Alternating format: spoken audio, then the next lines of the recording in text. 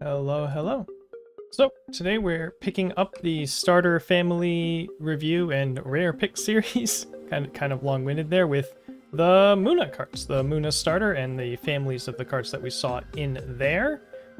If you're not familiar with these from the previous factions that have been done, the basic idea is we go through all the full families, the common and the two rares of each card in the Muna starter in this case, and then at the end we'll imagine that we're a budget player just starting off and we've picked up 3 each of the starter deck for Muna, and that means we'll have 3 copies of each rare. And then we'll have some choices to make because there's 8 different rares. So at the end of this, I'll sort of go over what I would pick as the 5 rares I would run in that scenario. This one, a little bit of a wrinkle to it, but we'll go over that when we get there. And so yeah, we'll just get right underway. First and foremost, we have the hero up top here, Teja and Naura. Teja, not sure how that J is pronounced actually. And pretty simple, the first character you play each afternoon is going to get a boost. This, on its face, if you're comparing to other characters, you know, the Ordis one gets a 1/1/1 token, the Lyra one gets to exhaust to maybe boost something on command, depending on the roll of the die. The Buddha gets a token every... Buddha. Kojo gets Buddha as a token every other turn as a do-do-do. So as a comp, the fact that you're sort of forced to put the boost on your first character feels like a bit of a drawback by comparison. You don't get the extra body, you have a little less ability to sort of place it where you really want it at the end of the day. But because of Muna's anchor theme, that's kind of just fine. Boosts are a little bit more powerful in the Muna deck, so it kind of counterbalances out that way and really makes for some sort of tactical decisions that you have to make. So the first card that we have that is in this deck is the Kitsune. This rare is not in the deck. The Kitsune is a weird one. Got the 22032 stat line. That is... I have to get that into play to get a handle on how that really works out in practice. You know, 2 cost 033 is kind of a fine stat line. You're giving up a biome, but you're getting extra strength, extra efficiency for your stats. Lyra has a bunch of stuff in that shape. This, you have the 2 in the water biome, so you're not quite getting that, but you might consider running it anyway as your 2-drop and try to make some good use of it. This is the kind of card I could see like 1 or 2xing in a deck if you're doing that sort of a thing. We're not thinking that hard now, we're just 3xing everything, but on hand only, each player draws a card. This is symmetrical. I imagine you'd put this in the deck if you're expecting to sort of burn your cards, play a bunch of fleeting stuff, maybe get low on cards, which is not really where Muna tends to end up because they're anchoring things so much that, you know, they can get away with some turns where they only play 1 card sometimes and they hang on to some stuff, but they do have some reserve effects in here, or at least 1 reserve effect in the Muna Druid that they might be burning up to where they might want some more cards. So Kitsune, a very interesting one in that regard. Not like obviously strong, but could have its places. The rare upgrade here changes that to each player may resupply, and you get that 033 stat line. The resupply angle is interesting for Muna. They don't have a lot of resupply that I've seen, but they do have cards that are cheaper from the reserve or somehow better from the reserve or has some support abilities in the reserve where resupplying is kind of good for them. We've seen some faction shifts into Muna that have resupplies on them. So the rare Kitsune is sort of filling a similar role there. The faction shift is into Bravos. Bravos seems to be a faction that likes to burn its cards a bit, so makes sense for Bravos to have that. Next we have Spindle Harvesters. It's like my favorite card. it's just a 1/1/1/0/0, but it automatically anchors. And one of the things about 1-cost characters is even after the first day, even on the first day really, they're very, very good to be used as your first play because you're only investing 1 mana and you're sort of buying time. You're gaining some time advantage over your opponent while only putting yourself 1 mana behind, and you still get something for 1 mana, you still get a body. And in this case, it synergizes really well with Teja because she's going to boost that anchored 1/1, right? And now it's a 2/1/1 that is sitting on an expedition, almost like one of Ordis's tokens, but better. And, you know, you could possibly, you're Muna, so you might do more things to anchor it later, but you get your time advantage, and you get that pretty nice handy body out there. Very cool, efficient little guys, very helpful in practice. The rare, another one that's not in the deck, if it has 2 or more boosts at noon, that means it's anchored, and say you played it first with Tasia or Naura, if you boost it again somehow so that on that second turn, after the anchor goes away, it comes in with 2 boosts, you get a resupply out of it. Kind of an interesting rare upgrade. I think Muna has some other interesting ones like this, if memory serves. I didn't like pre-look at these directly before the video. But it's sort of, you have to invest putting another boost on specifically the Spindle Harvesters, or perhaps all of your characters in some way, and then you get a resupply out of it, which, you know, as we talked about before, Muna kind of likes to see. I'm not a huge fan of like the randomness of resupply. If you get one that isn't great to have in your reserve, then you kind of whiffed, but you could certainly build a deck where most of your things are quote-unquote hits or sort of fine to pull into the reserve like that. The faction shift is Izmir, just giving Izmir a cheap character that they can put out on the field and pay 1 for twice. Getting to pay 1 twice for them is pretty good. We'll see, they have some cards that are like 3 costs originally and cost 1 out of the reserve for less stats, and the basic idea behind that is Izmir is really like a time advantage angle, where they're just trying to buy as much time as they can for as little mana as they can so that they can place their removal spells and whatnot at just the right places. Next up is Sneezer Shroom. Similarly, not quite as hyper efficient as the Spindle Harvester, but for 2 costs you still get a body that anchors itself, which is just fine, and the rare version starts to grow the longer you can keep it anchored, which is very fun. I have seen a 10-10-10 Sneezer Shroom. it can get pretty wild. Just like anchoring it turn after turn after turn after turn and watching it grow and maybe putting some boosts on it from other places. Very neat rare, is at the very least a very fun rare, and it's pretty good, right? Again, this is sort of using your hero's ability on this, so you don't want to think about things this way too much, but you play it first in Tasia, it's a 2/2/2, it's going to anchor around, it's going to be a 3/3/3 on the other side. If you trigger another anchor on it, which you would probably do to get a 4/4/4 on the next day if you have a way to do that, so it's pretty darn mana efficient if you get like even just 1 more extra anchor on it. Even if you think of it as a base 1/1/1 into 2/2/2 into 3/3/3 or something like that. Or you could think of it as getting extra value out of Tasia's boost, whatever. Pretty potent rare. I think a lot of anchor style Muna decks are going to put this in as one of their rare choices at first. We'll see how that develops over time. The faction shift once again is to Izmir, similar reason, kind of just an efficient body that helps with their sort of dubious stats on their characters in general, and it gets to keep the boost on the next turn too. It's pretty cool for them. Next up, Yangsu the Verdant Weaver, and the Sneezer Shroom and this Yangsu are rares in the starter deck that we will be able to potentially pick to 3x in our hypothetical triple starter combined deck later. This is interesting. 3/3. If you have 2 or more plants, he's a 5/5/5. And otherwise, he's a 3/3/3. So he's just fine even if you don't have 2 plants. That is a perfectly acceptable rate to be getting for a character. And the plants are pretty much all of your characters that anchor themselves. They're your Spindle Harvesters, your Sneezer Shrooms, we'll see the Cone Man later. So if you've anchored one and you play another, or if you've just played 2 and they both anchored and they're back and they've come around, you get your 3-cost 5/5/5. And the rare just says, you know what? You know what's better than 3-cost 5/5/5? A 2-cost 4/4/4. And that's probably right. You're getting sort of double value for your mana. I really like this rare. I could definitely see it would be worth biasing your deck a little to play more plants if it comes to it, to really leverage this rare, I think. Just sort of get a cheap curve going and have this nice efficient 4/4/4 out of 2. I mean, Rare Tracer has fleeting for not even that, right? And you could do this guy twice. He seems really strong to me.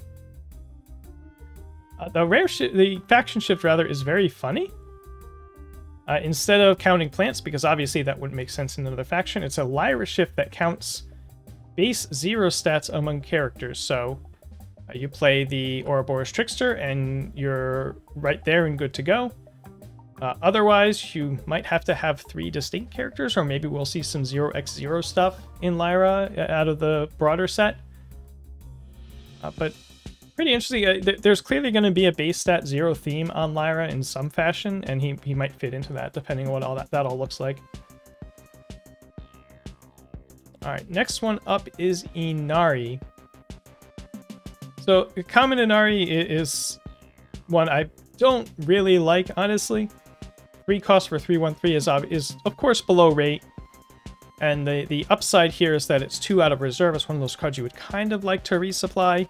2 cost for 3/13 is kind of nice. It's not super groundbreaking, but I kind of wish that these were reversed, right? You play it 2 the first time where it's a little more unknown to your opponent that you have this efficient play. Having the efficient character sitting in the reserve, they know that could be coming, kind of devalues it a bit. They can plan around, oh, they have 2 mana left, they could do this in a way that they might not do if it's sitting in your hand. So I'm a bit of a downer on common Inari. Rare Inari, kind of neat. If you anchor it, same stat line, but if you anchor it, you get to draw a card out of it.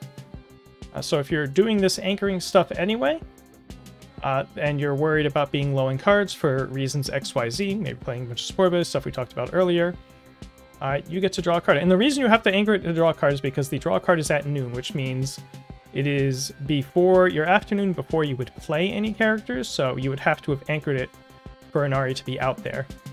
Really cool. The full art on this, just adding more leaves around the border and the color shift on it is so cool. Now, the faction shift puts it into Axiom. You get a much more respectable stat line where you're 3 cost 3/3 into a 2 cost 3/3, and you get this support ability where if you don't want a 2 cost 3/3 for some reason, you can burn her to activate the on-play trigger of a permanent you control. Depends on what those on-play triggers do exactly, but one of them, like the Brass Bug Hive, for instance, makes a Brass Bug, and yeah, you might prefer to pay 0 for a 2/2 instead of paying 2 for a 3/3, perhaps, depending on the situation. Pretty interesting faction shift there. Next up, the Daughter of Yggdrasil. So this is not really Super Kitsune, it's a bit of a different shape, but you get an overstatted 5/5/3 for 3 cost. The downside is your opponent draws a card when you play it from hand. You play it from your reserve, either as the second play or as a resupply.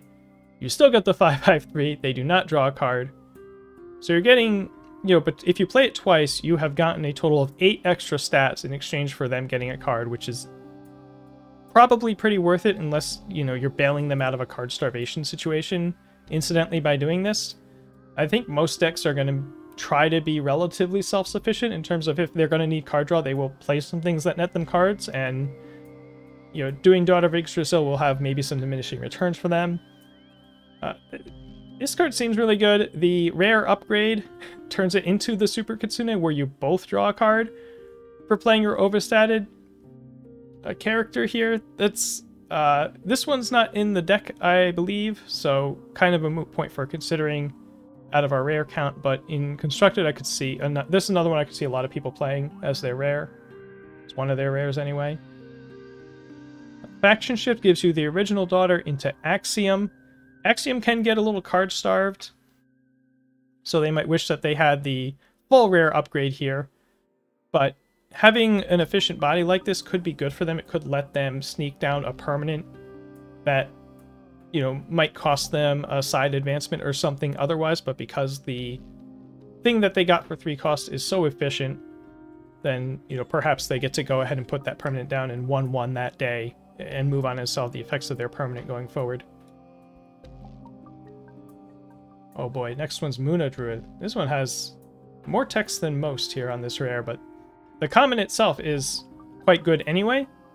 Again, a little bit understated on the first play, 3 cost, at least it's not at least as a 3-2-2. I mean, 3-2-2 versus 3-1-3 is, you know, there can be an advantage in having the two zones focus as opposed to being like a little bit better than a 2-2-2. It's kind of situational. But the reserve effect, where you can discard it to anchor something 3 cost or less for free, is quite nice and worth getting, you know, worth paying the little bit extra to get your slightly understated guy to start with, because once it's in the reserve, you're going to anchor something that has some boosts on it and just get a lot of value. The rare upgrade swaps it down to a 2-1-1, but puts 2 boosts on one of your plants, which could already be anchored, right, if you played one of those cheap plants on that day. And then he goes to your reserve, and then you anchor it again out of there on the next day. Massive synergy with that rare Sneezer Shroom, for instance. Really interesting rare, also not in the starter. Also, some really nice looking Ascend. I mean, most of this art all looks great, right? I'm just kind of noticing them on the fly here. And Axiom gets this faction shift as well. Don't know if there's any express synergy here outside of they have a lot of resupply effects, so they kind of like to see guys with these support abilities. I think that's it for this page. Over here, the next we have Cernunnos. This is the simplest card in the universe. It's a 4-cost 4/4/4. That's, once you get up to 4 costs, you're sort of crossing the border to where that's kind of a lot. So Cernunnos is making up for being a blank 4/4/4 by coming out of the reserve as a blank 3-cost 4/4/4. So you get a bit of, you know, bonus value out of it. You at the downside of having to pay for the first time and maybe burn more of your mana than you would like if you don't have some kind of time edge. But still a nice, fine card. The rare just says we cost 3 both times. A bit of a normal style rare upgrade, and the Lyra gets the faction shift. And Lyra has so many like X0, X characters that any way they can get their hands on just a straight, you know, 4/4/4 kind of thing could be of interest to them. So I can see why that faction shift is there. Next one we have Parvati. This is the card that exists only as a 1x rare in the starter deck. There's one of those in faction and 2 coming from out of factions. I'll assume for the most part we'll be talking about the out of faction stuff on other parts of this series where we talk about those cards from their other factions, from their base ones. So we won't go over those other 2 here until we look at the deck, but anyway, 4 cost, 2 cost, 3/0/3. That is a hefty overpay on that first play, but it's because you get to anchor something when you do it. We just talked about 4 mana being a lot, but on the back end, you can anchor actually anything. So if you have a Cone Man out, which we'll see in a bit here, you can anchor it, which you cannot do with other forms of anchor something that are in this deck, I do not believe. So sort of an interesting dynamic. It's not going to be that hard to play like a 1-cost anchor and then play Parvati. Well, 1 cost that's not anchored or 2 cost that's not anchored, but it just has nice stats, and then Parvati it. So it sticks around. You know, maybe you get a Junsu out like that. The rare upgrade gets to have the anchored on both plays, and the second play only costs 3. Weird card to evaluate. Kind of would have to play with it, but you know, certainly anchor anything is very appealing if you can find a way to make the mana work out. Bravos gets the faction shift here. They get the full rare version. Bravos also does a lot of boosting, so they might have some interest in this anchor effect. So you might end up playing Parvati out to anchor something pretty weak at first. Once she's in your reserve and you can play her for 3 and anchor something, you might be able to add something up that gets you to double up on a basic training or something. Now here's our Cone Man. 5 cost 3/3/3 that self-anchors, so, you know, ostensibly a total of 6/6/6 for your 5 costs, which is nice and efficient. Doubles up on any boost you can put on it. Pretty good guy. Something nice about that 5 cost is there's a lot of removal that hits 4 or less. So in this case, the rare upgrade is it costs 1 less mana, but it's also a bit of a downgrade because now it's exposed to removal. And you can do some things where you make use of that fact, where you say, well, if I put all my boosts and anchoring on this character, they might just remove it. but their faction doesn't really have any way to deal with a 5 cost with the removal that they have access to, so we're going to sort of all in on that. Same time, paying 4 for 666 instead of 5 for 666 is quite nice. So a bit of give and take with this rare upgrade. Lyra gets this shift again. Lyra has some anchor thematics, so this fits in that sense. And again, it's a flat statted character that they don't have a great ton of. Then we move on to our spell, the meditation training. Pretty simple. You pay 2, you get to anchor something that costs 3 or less.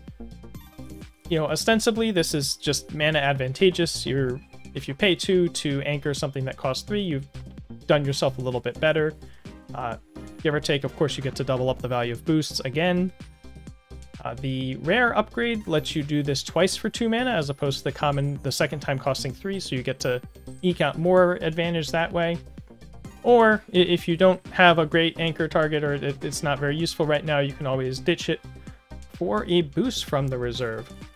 I generally like paying 0 and just ditching something for my reserve for a boost. I think that's a pretty good rate. Won't always be useful, but just having that in there can be helpful, make your opponent play around it. The rare faction shift is into Izmir. Looks like we're giving Izmir a bunch of these little ways to make some cheap units stick around. You know, these all would take up rare slots. You're probably not spending all of your rare slots on these Muna faction shifts, but more interesting options for Izmir to have for all of its little tricksy guys.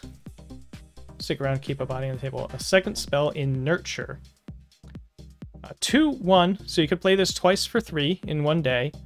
Give 2 target characters a boost, so if you pay 2 for 2 total boosts, or 3 for 4 total boosts. Kind of on rate. The fact that you split it up across a couple different characters can be helpful. It can be not so great if you need all that power on one side. Rare upgrade, kind of interesting. You're paying 1 more mana on both sides of it to get 2 more boosts on both sides of it. 2 characters get 2 boosts, so this is pretty efficient on the first play. You're paying 3 and getting 4 boosts. You pay 2 and you get 4 boosts for some mega efficiency on the second play. But, you know, your odds of double playing it in one day go down by a lot. But you sort of get the full use of a double play on the first cast, and then you can still do that second cast later, but you don't have the option to do, you know. A lot of give and take with the mana cost there. Certainly more efficient, more powerful. Sort of depending on the curve of your deck, I think is going to choose whether you're going to play the common or rare of this one.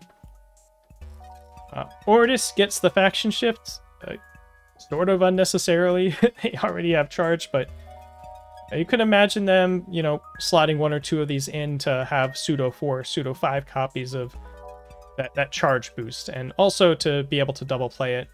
I think you can only double play charge if you play the rare version, which, you know, we'll see. I guess Ortis is going to be the next video after this one. I believe the last card, no, the second to last card here. I forgot how many spells were in this deck. We have Beauty Sleep. 1 cost spell, target character gains sleep. So sleep is a keyword we haven't seen yet for this, and it says it's almost like anchoring, except that they don't count this turn towards advancement. So it's just napping, right? It's not going to help you advance this day, but if you weren't going to advance on that side anyway, that is fine. You can totally do this to an opponent's character kind of usefully and just steal an advancement, but the downside is you have to deal with this functionally anchored character on the next day, and you know, you might just be behind the 8 ball in that sense. Really interesting. 1 cost from hand can, you know, very scary to have to try to play around. You might just have to let them do it and deal with the consequences instead of trying to actually play around this thing. Rare upgrade lets you possibly double boost your target if you would like. If you're putting your own character to sleep, you can make that next day setup even stronger. So that's really weird. Very dependent on, do you think you're going to make your own guys sleep that much? Enough to use this rare upgrade, use that rare slot on this effect? Maybe? I'd have to play with it and play your deck a bunch and try to figure out what's going on there.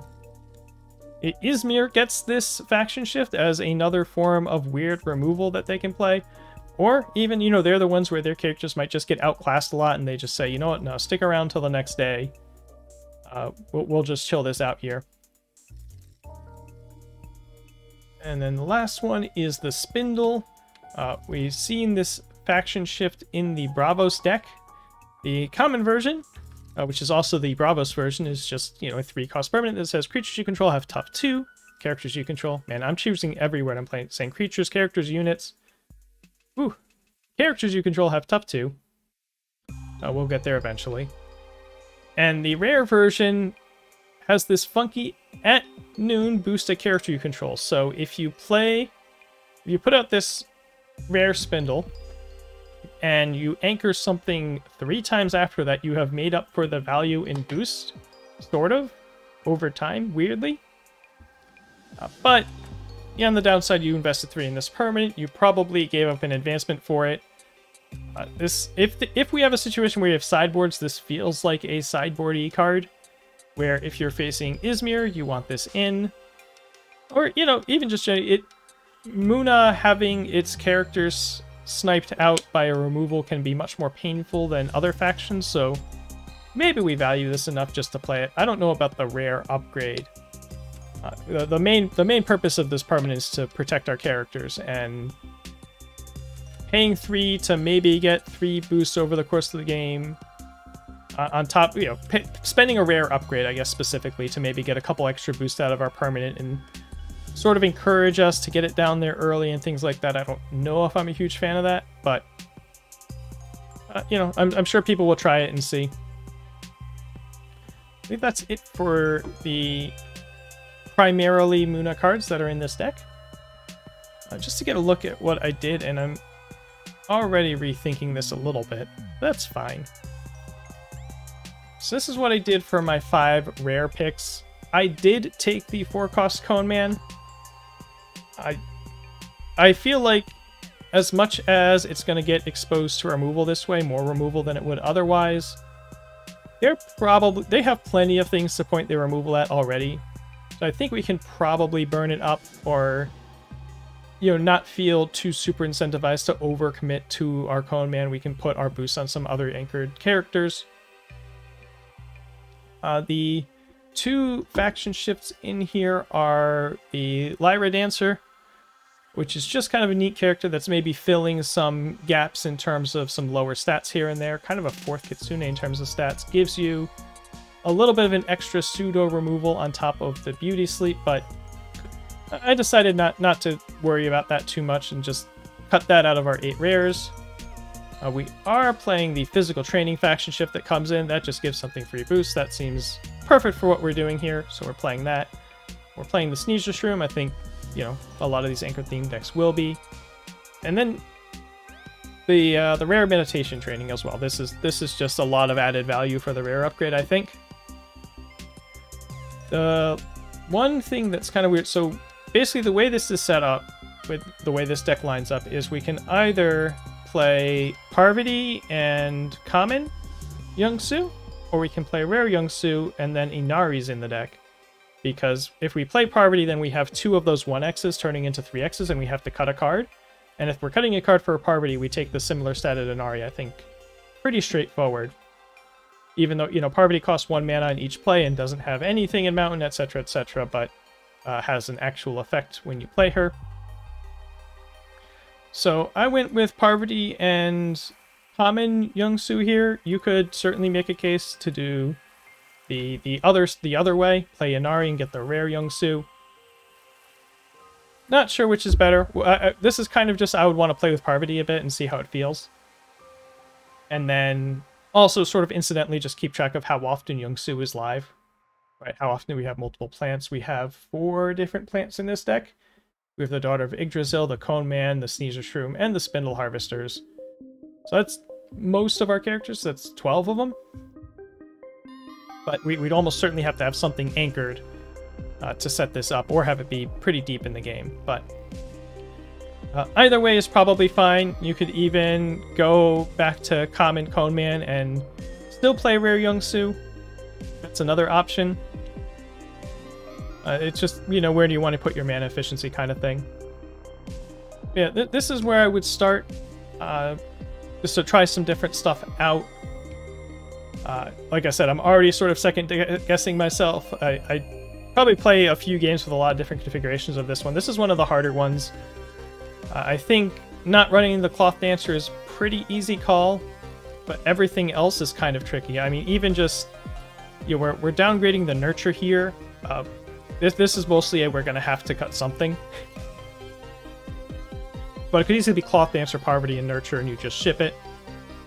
Parvati lets us cut Inari. I don't like Inari. That's kind of the driving force here. But yeah. Let me know what you think. Let me know what 5 you would pick, certainly for this one in the comments. I think there's a lot of different ways you could go with this. Like, Sneeze Room and Meditation Training are probably locks. The rest... I don't know. I think Physical Training is probably a lock in this one, but maybe not. Which 2 of the other 4 you're playing, though? Certainly a whole thing. Yeah, so after this, the next one is going to be Ortis. Presumably in another day or 3 seems to be my range with these things, regardless of what I actually plan. But this one's going to go up on, I guess, a Wednesday morning, so probably see the Ortis on a Friday morning, maybe a Thursday morning. It'll be something like that, but stay tuned for that, and yeah, have a nice day.